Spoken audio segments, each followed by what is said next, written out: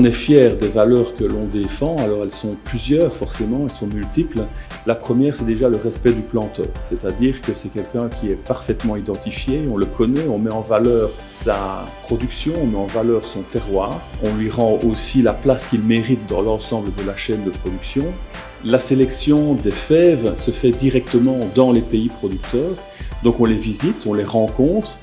D'abord pour voir s'ils rencontrent les critères qu'on s'est fixés de transparence, on vérifie toutes les étapes.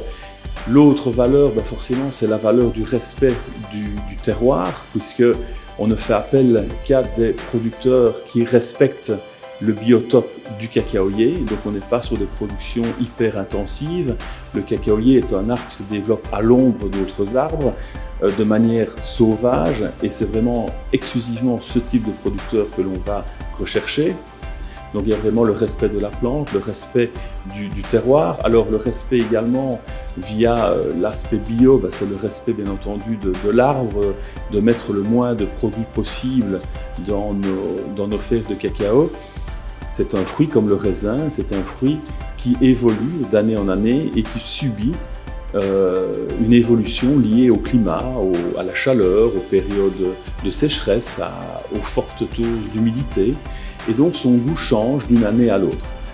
Je fais souvent la comparaison avec le vin. C'est très différent, un vin du Bordeaux d'un vin de Bourgogne. Dans le chocolat, c'est la même chose. On connaît le lieu, on connaît la plantation, on connaît l'année de récolte, on connaît même le cépage, puisqu'on travaille uniquement avec les cépages ancestraux du cacao. Donc pour le consommateur, il a vraiment une vision totale du produit.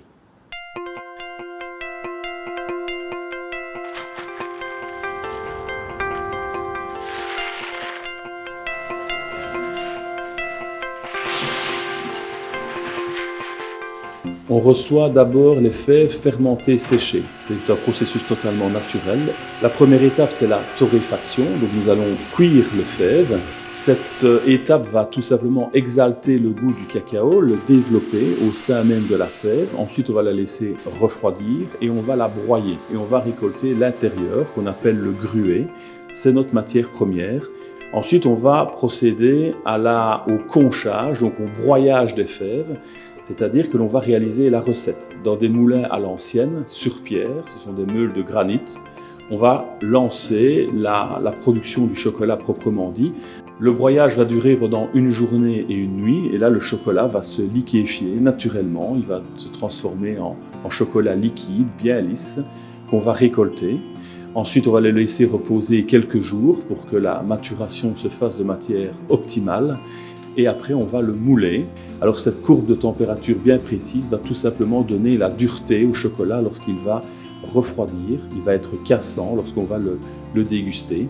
Et lorsqu'il est moulé, ensuite on peut l'emballer et l'envoyer au client.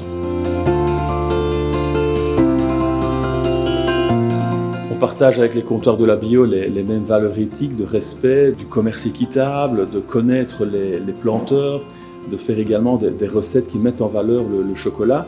Donc on réalise effectivement pour eux des recettes totalement uniques qui nous permettent de mettre en valeur les planteurs, le terroir, la qualité également de la fève et le respect total de la chaîne de production.